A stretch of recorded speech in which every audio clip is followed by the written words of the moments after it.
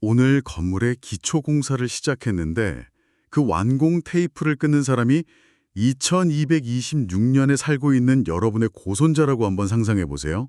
와, 2226년이요. 상상만 해도 아찔하네요. 그렇죠. 근데 오늘 우리가 해부해 볼 대상의 타임라인이 정확히 이렇습니다. 무려 182년에 걸친 건축, 그리고 800년이 넘는 생존. 이번 심층 탐구에서는 단순한 유명 관광지를 넘어서 프랑스 파리의 영원한 상징이자 그 고딕 건축의 정수라고 불리는 노트르담 대성당의 거대한 생애 주기를 파헤쳐 봅니다. 네, 아주 거대한 주제죠. 맞아요. 이 건축물이 도대체 어떻게 한 국가의 영혼이 되었는지, 그리고 그 처참했던 붕괴의 위기 속에서 어떻게 다시 생명력을 얻었는지 오늘 아주 끈질긴 역사를 추적해 보겠습니다. 방금 200년에 걸쳐 지어진다는 비유를 하셨잖아요. 이게 단순히 돌을 쌓아 올리는 물리적 행위로만 보면 안 되거든요. 수많은 건축가랑 석공들이 태어나고 또 죽어가는 동안 그 시대의 철학이나 정신이 돌덩이들 사이에 겹겹이 스며든다는 뜻이기도 하니까요. 아, 겹겹이 스며든다? 네. 1163년에 시작돼서 1345년에야 완성된 이 노트르담은 그래서 하나의 건축물이라기보다는 파리와 함께 호흡해온 거대한 유기체로 보셔야 합니다. 맞습니다.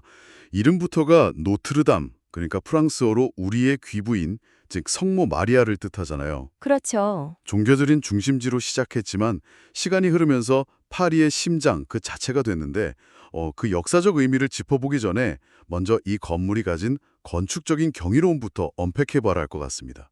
고딕 양식의 최고봉이라고들 하는데 저는 자료 보면서 특히 그 공중부벽, 영어로는 프라잉 보트레스라고 하는 구조에 시선이 확 멈추더라고요. 아, 플라잉 버트레스. 고딕 건축의 꽃이죠. 뿔격이라는 표현이 이 기술의 핵심을 찌르거든요.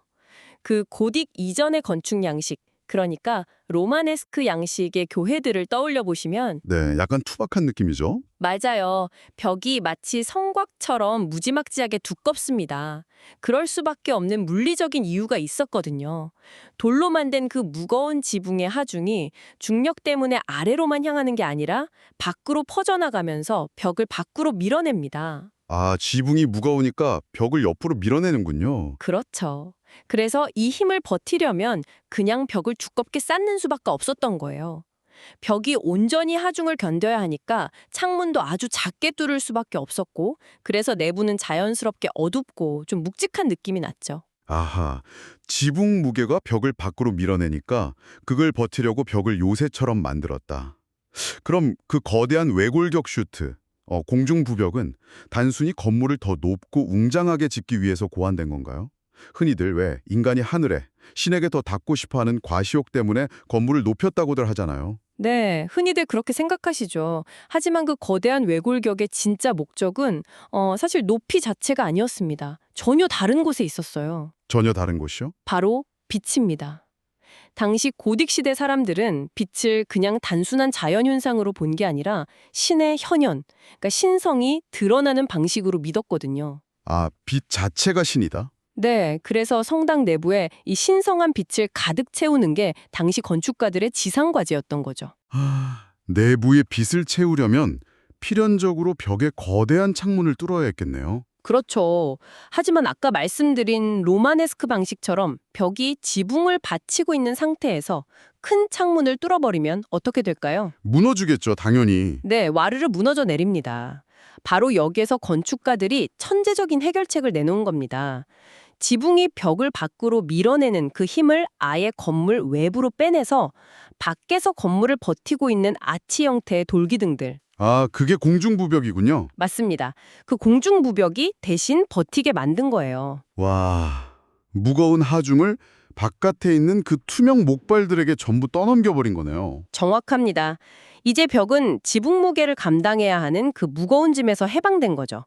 두껍고 답답한 돌벽 대신에 얇은 뼈대만 남기고 그 빈 공간을 우리가 잘 아는 그 화려하고 거대한 장미창, 스테인드 글라스로 가득 채울 수 있게 된 겁니다. 중력을 아예 건물 바깥으로 밀어내고 그 빈자리에 빛을 채워 넣었다. 진짜 공학적인 한계를 극복한 방식이 그 자체로 예술이자 신학이 되는 순간이네요. 정말 멋진 표현입니다.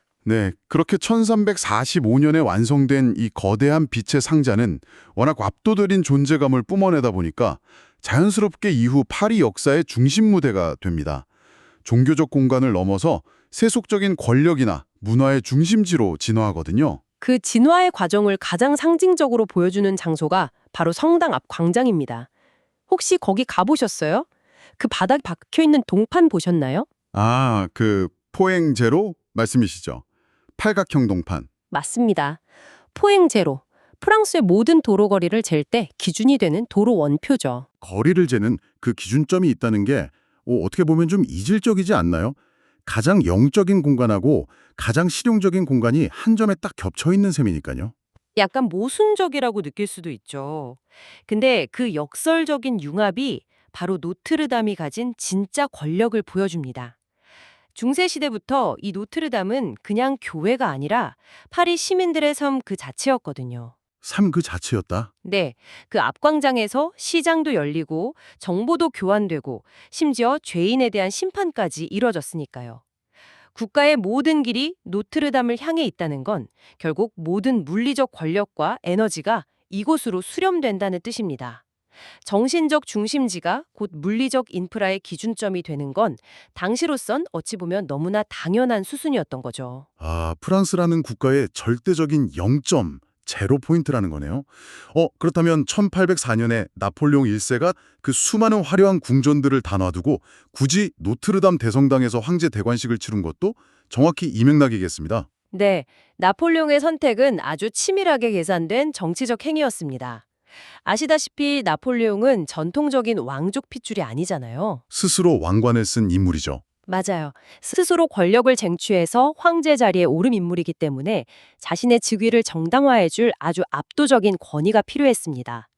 그래서 교황을 파리로 직접 불러들였고 프랑스의 심장이자 모든 것의 시작점인 노트르담을 무대로 선택한 겁니다. 노트르담이 600년 넘게 쌓아온 그 정신적이고 역사적인 무게감을 자기 정치 권력 위에 싹 덮어 씌운 거군요. 바로 그겁니다. 권력을 정당화하기 위해 건축물의 아우라를 빌려 쓴 거죠. 그런데 참 역사의 아이러니인 게 그 나폴레옹의 영광이 이 건물을 영원히 지켜주지는 못했습니다. 프랑스 혁명기를 거치면서 성당이 엄청난 타격을 입잖아요. 왕의 동상들은 참수당하고 성당 내부는 막 창고나 채석장 취급을 받을 정도로 방치되고요. 거의 폐허가 되다시피 했죠. 그러다가 19세기에 이르러서는 아예 철거될 위기에까지 처하게 되는데 놀랍게도 이때 이 물리적 건물을 구원한 또 한 명의 영웅이 등장합니다. 바로 소설가 빅토르 휴고죠.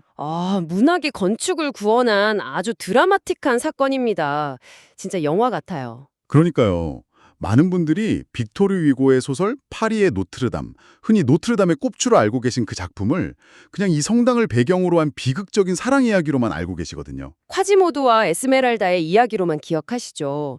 하지만 위고가 이 소설을 집필한 진짜 목적은 철거 위기에 놓인 이 고딕 건축물을 살려내는 것이었습니다. 잠깐만요. 진짜로 건축물을 지키기 위해서 소설을 썼다고요? 네, 믿기지 않으시겠지만 사실입니다. 위고는 소설 속에서 노트르담을 단순한 무대 배경으로 쓴 게 아니에요. 소설의 진짜 주인공이자 파리의 역사를 묵묵히 지켜보는 살아있는 존재로 묘사했죠. 와, 건물이 주인공이었구나. 네. 그리고 이 소설이 엄청난 베스트셀러가 되면서 프랑스 전역에 노트르담을 보존해야 한다는 여론이 막 들불처럼 일어난 겁니다. 결국 정부도 두 손 두 발 다 들고 철거 계획을 백지화하고 대대적인 복원 프로젝트를 시작하게 되죠. 와, 건물이 문학에 영감을 주고 그 문학이 다시 여론을 움직여서 건물의 생명을 연장시켰다. 놀라운 순환이네요. 정치 권력의 무대가 되었다가 버림받고 다시 문학의 힘으로 부활하다니. 과연 파리의 심장이라는 수식어가 전혀 아깝지 않은 생명력입니다. 대단한 끈기죠. 그런데 여러분, 그렇게 800년 동안 전쟁이나 혁명 같은 역사의 경랑을 다 견뎌낸 이 단단한 심장에 참 역설적이게도 가장 평화로웠던 보수공사 중에 아주 끔찍한 비극이 닥칩니다. 바로 2019년 4월 15일의 일이죠. 네, 전 세계인들이 아마 뉴스 생중계로 실시간으로 지켜보셨을 거예요. 그 충격적인 대형 화재 말입니다. 저도 그날 밤의 뉴스가 아직도 생생합니다. 그 시뻘건 불길이 지붕을 집어삼키고 그 거대한 첨탑이 풀어지면서 무너져 내리던 장면. 정말 수백 년의 역사가 인간의 힘으로는 도저히 통제할 수 없는 거대한 힘에 의해서 한순간에 지워지는 걸 보는 느낌이었어요. 진짜 뼈아픈 경험이었는데 대체 불길이 왜 그렇게 걷잡을 수 없어 퍼졌던 건가요? 그 불길을 걷잡을 수 없게 키운 핵심이 있었어요. 지붕 아래에 숨겨져 있던 이른바 숲. 프랑스어로는 라포레라고 불리는 거대한 목조 프레임 때문이었습니다. 숲이요? 나무가 그렇게 많았나요? 네, 무려 13세기에 수천 그루의 참나무를 베어서 만들었던 구조물이거든요. 생각해보세요. 800년이라는 시간 동안 수분이 완전히 다 빠져나가서 바짝 마른 상태였던 겁니다. 아, 완전 불쏘시개 그 자체였겠네요. 완벽한 불쏘시개가 되어버린 거죠. 게다가 건물의 구조상 바람이 통하는 길을 따라서 불길이 아주 맹렬하게 번졌고요. 또 설상가상으로 지붕을 덮고 있던 수백 톤의 나판이 그 열기에 녹아내렸습니다. 세상에, 나판이요. 네, 그게 유독가스랑 같이 섞여서 비처럼 쏟아져 내렸어요. 소방관들이 내부로 진입하는 것 자체가 거의 기적에 가까운 아주 처참한 상황이었죠. 하늘에서 끓는 납이 쏟아지는 그야말로 불지옥이었네요. 그럼에도 불구하고 최악의 상황, 그러니까 건물이 완전히 다 붕괴되는 건 막아냈습니다. 전면의 두 탑이 굳건하게 버텨주었고 무엇보다 내부의 핵심 유물들이 무사히 구조되었잖아요. 그 구조 과정 자체가 또 한편의 서사입니다. 지붕하고 첨탑이 무너져 내리는 그 절박한 순간에 소방관들이랑 성당 관계자들이 막 인간 사슬을 만들어서 화마 속으로 뛰어들었거든요. 와, 목숨을 걸고. 네. 그들의 최우선 목표 중 하나가 바로 예수가 십자가형을 받을 때 썼다고 전해지는 성물, 가시면류관이었습니다. 그 맹렬한 불길과 막 쏟아지는 파편 속에서 릴레이 작전을 펼친 끝에 결국 이 유물들을 살려냈죠. 대단하네요. 비록 지붕과 첨탑은 잃었지만 노트르담의 뼈대와 심장은 그 불길 속에서도 끈질기게 박동을 이어간 거군요. 맞습니다. 그리고 그 잿더미 위에서 다시 전 세계적인 연대가 시작됐죠. 각국에서 후원금이 막 쏟아졌고 전통적인 방식하고 현대적인 첨단 기술이 충동원된 5년간의 복원 작업. 그 끝에 드디어 2024년 12월 8일 노트르담이 대중에게 다시 문을 열었습니다. 여기서 중요한 포인트가 하나 있는데요. 이 재개관을 단순히 불타서 망가진 건물을 옛날처럼 수리했다. 이렇게만 이해하시면 좀 곤란합니다. 아, 단순한 수리가 아니다. 네. 화재 이전의 노트르담이 중세시대 장인들의 피와 땀으로 지어진 과거의 유산이었다면 지금의 노트르담은 21세기 현대 장인들의 첨단 기술력 그리고 전 세계인의 의지가 결합해서 빚어낸 전혀 새로운 창조물이거든요. 과거와 현재의 결합이군요. 맞습니다. 화재라는 엄청난 비극마저도 이 노트르담의 장대한 800년 서사 속에서는 건물이 새롭게 탈바꿈은 아주 역동적인 한 챕터가 되어버린 거죠. 비극을 아예 새로운 생명력으로 치환해버렸네요. 자, 그렇다면 이 드라마틱한 부활의 스토리를 가슴에 딱 품고 지금 2026년에 여러분이 직접 파리로 날아가서 이 성당의 문을 연다면 과연 무엇을 또 어떻게 경험할 수 있을까요? 아마 화재 이전하고는 관람하는 방식도 그리고 그 공간에서 느껴지는 감동의 결도 확연히 다를 겁니다. 그럼 우리 실질적인 팁부터 좀 짚어보죠. 먼저 운영 시간은 오전 7시 50분부터 오후 7시까지입니다. 그리고 화요일에는 야간 연장을 해서 밤 10시까지 불을 밝히기 때문에 파리에 야경하고 성당을 함께 감상하실 수 있습니다. 성당 내부 입장은 무료고요. 하지만 여러분, 여기서 절대 방심하시면 안 됩니다. 무료라고 해서 그냥 털레털레 걸어 들어갈 수 있는 게 아니거든요. 그쵸. 지금 전 세계인들이 이 부활의 기적을 직접 자기 눈으로 확인하고 싶어 하니까요. 맞아요. 그래서 공식 홈페이지를 통한 사전 예약이 완전 필수입니다. 최소 이틀 전에는 예약을 해야 하는데 엄청난 인파가 한꺼번에 몰리기 때문에 이거 과장 안 보태고 인기 아이돌 콘서트 티켓팅 방불케 합니다. 피켓팅이라고 하죠. 네, 피 튀기는 티켓팅입니다.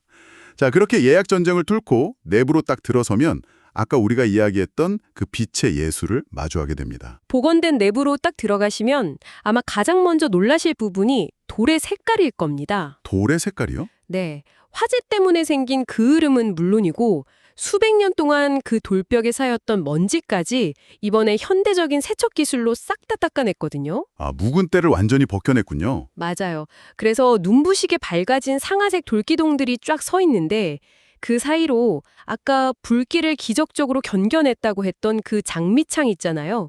그 스테인드 글라스 빛이 확 쏟아져 들어옵니다. 그 빛을 맞고 서 있으면 이게 그냥 미학적으로 아름답다를 넘어서서 아, 이게 생존과 회복의 상징이구나. 이걸 온몸으로 느끼실 수 있을 거예요. 와, 듣기만 해도 전율이 오네요. 그렇게 내부를 충분히 감상하셨다면 이제 여러분의 체력을 좀 쓰셔야 할 시간입니다. 약 16유로 정도를 내시면 성당 종탑, 즉 전망대에 오르실 수 있는데요. 엘리베이터 같은 건 당연히 없습니다. 400여 개의 비좁고 빙글빙글 도는 돌계단을 여러분의 두 다리로 직접 걸어 올라가셔야 합니다. 좀 힘들긴 하죠. 근데 그 400계단이라는 수고로움은 꼭 감수하시길 저는 강력히 권합니다. 헐떡거리면서 꼭대기에 딱 다다르면 파리 시내 전경이 파노라마처럼 쫙 펼쳐지거든요. 근데 여기서 여러분이 가장 주목하셔야 할 게 따로 있습니다. 바로 난간 곳곳에 앉아있는 키메라 조각상들이에요. 키메라, 그 턱을 괴고 혀를 살짝 내민 채 아주 무심하게 파리를 내려다보는 그 약간 기괴하게 생긴 괴물 형상의 석상들 말씀이시죠? 네, 바로 그 녀석들입니다. 빅토르 위고 소설의 특유의 그 그로테스크한 분위기를 시각적으로 가장 잘 보여주는 존재들이죠. 사진에서 많이 봤어요. 2020년 오늘 전망대에 올라가서 그 키메라들하고 눈을 맞추게 되신다면 꼭 이 사실을 떠올려 보십시오.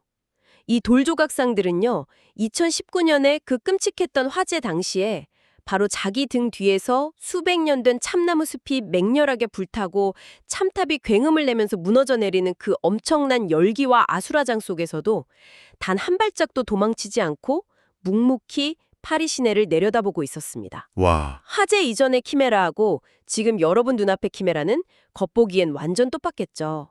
하지만 그들이 속으로 품고 있는 시간과 기억의 무게는 이제 완전히 달라진 겁니다. 불길을 견뎌낸 아주 묵묵한 침묵의 목격자들이군요. 전문가님 이야기를 듣고 그 조각상을 직접 만져본다면 그 차가운 돌에서 아직도 2019년의 그 뜨거운 열기가 느껴질 것만 같습니다. 자, 그리고 일요일 오후에 방문하시는 분들을 위한 아주 특별한 경험도 하나 기다리고 있죠. 매주 일요일 오후 4시경에 무료 파이프 오르간 연주가 열립니다. 네, 이 파이프 오르간의 사연도 참 기가 막힙니다. 이것도 화재에서 기적적으로 살아남았거든요. 그래 타지 않았나요? 물에 타진 않았는데 그 엄청난 열기랑 그을음, 유독성 먼지를 다 뒤집어 썼죠. 그래서 복원 과정에서 장인들이 어떻게 했냐면 8,000개가 넘는 오르간 파이프를 진짜 하나하나 다 분해해서 세척하고 다시 조립해서 소리를 일일이 조율했습니다. 8,000개를 전부 다요? 장인 정신 진짜 대단하네요. 엄청난 작업이었죠. 그래서 그 거대한 파이프에서 뿜어져 나오는 웅장한 선율이 다시 복원된 성당 내부를 꽉 채울 때 우리는 그걸 그냥 음악 감상으로 끝내면 안 됩니다. 이건 죽음의 문턱에서 살아 돌아온 건축물이 내쉬는 첫 호흡을 우리의 청각으로 경험하는 순간이거든요. 살아 돌아온 건축물의 첫 호흡. 와우. 1163년에 석공들이 돌을 깎아내던 그 망치 소리에서 시작해서 나폴레옹 대관식의 환호성, 혁명기의 파괴음, 빅토르 위고의 타작의 소리를 거쳐서 2019년에 무너져 내리던 불길의 굉음까지, 그리고 2026년 오늘 다시 울려 퍼지는 오르간 소리. 누트르담은 단 한 번도 역사의 무대에서 퇴장한 적이 없네요. 그렇습니다. 이 모든 장대한 서사를 따라오신 청취자 여러분이 나중에 파리에 가서 성당 앞 포행조요를 탁 밟고 서신다면 아마 노트르담은 더 이상 엽서에서나 보던 그저 예쁜 고 건축물로 보이지 않을 겁니다. 상처 입고 치유되고 다시 일어서기를 반복하면서 무려 800년 동안 파리 시민들하고 함께 호흡해온 아주 끈질긴 유기체로 다가올 겁니다. 네, 오늘 대화의 서두에서 저희가 200년 후를 내다보고 짓는 거대한 프로젝트를 상상해 보았잖아요. 어쩌면 노트르담의 건축은 1345년에 끝난 게 아닐지도 모릅니다. 혁명으로 부서지면 다시 세우고 불에 타면 현대 첨단 기술로 새로운 뼈대를 덧대면서 이 장대한 프로젝트는 여전히 지금 이 순간에도 진행되고 있는 것이니까요. 자, 이번 심층 탐구를 마무리하면서 여러분께 한 가지 철학적인 질문을 던지고 싶습니다. 오, 철학적인 질문이요? 네, 고대 그리스 철학에 등장하는 테세우스의 배라는 아주 유명한 역설 혹시 아시나요? 아, 널빤지 갈아 끼우는 그 이야기죠? 맞습니다. 테세우스가 타던 배의 낡은 널빤지를 하나둘씩 새 것으로 계속 교체하다가 마침내 모든 부품이 새 것으로 다 바뀌었다면 그 배는 여전히 원래의 테세우스의 배라고 부를 수 있을까요? 아하, 노트르담의 현재 상황과 완벽하게 겹치네요. 그러니까요. 2019년의 화재로 수백 년 된 참나무 지붕이랑 19세기의 첨탑이 재가되었습니다. 그리고 그 자리에 21세기의 수많은 첨단 소재, 새로운 목재, 그리고 현대 장인들의 손길이 겹겹이 결합되어서 2024년에 새롭게 재탄생했죠. 그렇다면 여러분, 이 2026년 현재의 노트르담 대성당은 과연 1345년에 지어졌던 그 노트르담과 같은 건물일까요? 아니면 우리 시대가 새롭게 창조해낸 완전히 다른 생명체일까요? 언젠가 여러분이 가방을 메고 파리로 떠나서 그 거대한 공중부벽 아래를 지나 장미창의 빛을 맞게 될 때 스스로에게 이 질문을 한번 던져보시길 바랍니다. 과연 여러분의 눈앞에 살아 숨쉬는 것은 과거입니까? 아니면 현재입니까? 그 답은 그 공간에 직접 서게 될 여러분 각자의 몫으로 남겨두면서 이번 시간은 여기서 마치겠습니다.